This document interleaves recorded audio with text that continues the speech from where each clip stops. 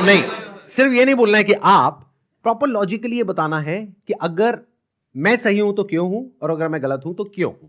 मेरा ये जो ओपिनियन है ना, वो मेरे भाई के भी एक्सपीरियंस पे बेस्ड है, ना कि जस्ट मैं आपका या किसी और का व्यू देख कर आई हूँ।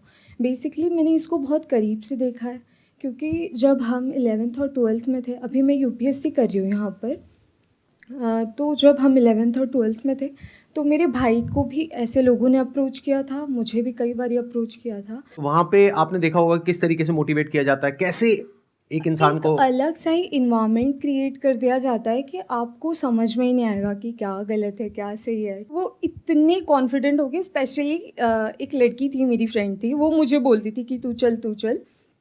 तो हमेशा उसके स्टेटस पे मुझे यही दिखता था कि कोई BMW के साथ फ़ोटो पोस्ट कर रहा है। Exactly guys, I am not lying.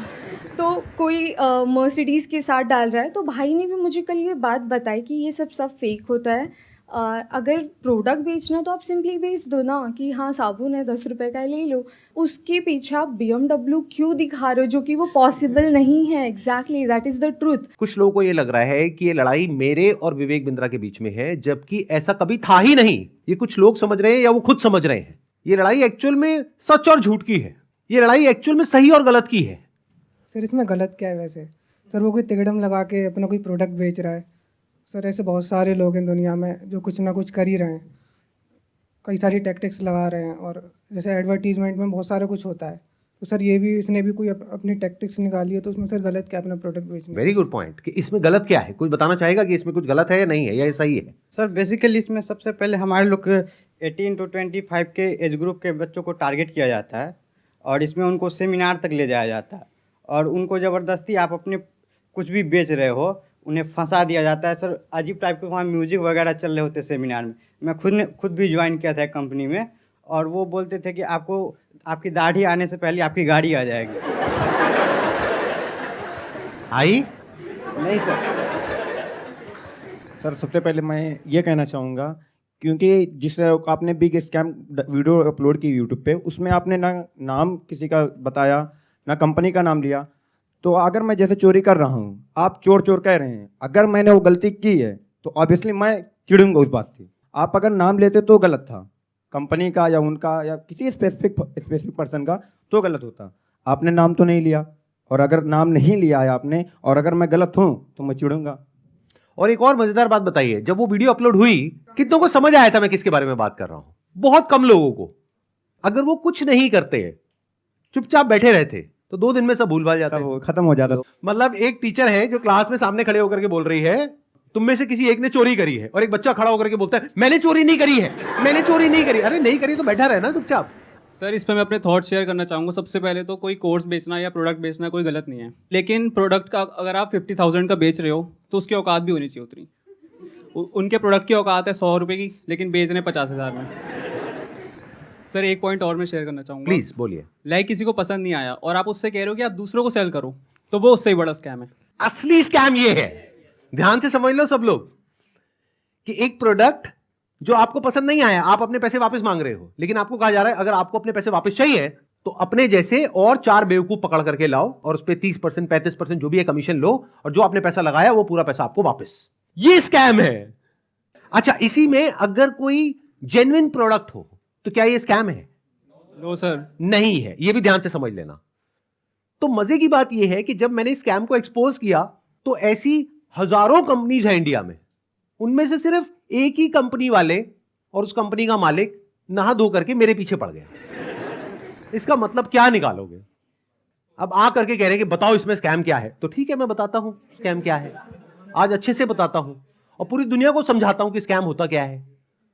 तो एक काम करते हैं, एक वीडियो देखते हैं। उस वीडियो को देखने के बाद में आप लोग अपने व्यूज बताइएगा कि स्कैम है या नहीं है। दोस्तों मेरा नाम नीरज है, मैं राजस्थान जोधपुर से हूँ। बड़ा बिजनेस है। अभी 5 दिन पहले 4 तारीख को 4 सितंबर को मुझसे एग्रीमेंट पे साइन करवाया और बोले कि आपका जो ये केस है हम सोल्व कर देंगे और जो आपका बाकी पेमेंट है वो हम आपको रिफंड कर देंगे। 4 तारीख के बाद हमारा एग्रीमेंट हुआ।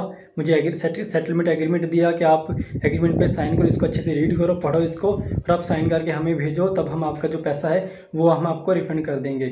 मेरा जो भी पैसा है मैक्सिमम जो है अब 35,000 मेरा पैसा बड़ा बिजनेस में भी बाकी है। लॉस तो अगर मैं बोलूँ तो मेरा कैश का 1 लाख का मेरा लॉस हुआ है 2 साल के अंदर। एक साल मैंने फुल काम किया, DMT भी पैसा खर्च किया, आना जाना बहुत स्ट्रगल किया, लेकिन पैसा नहीं कमा पाया। 1 लाख का मैं लॉस करके बैठा हूँ।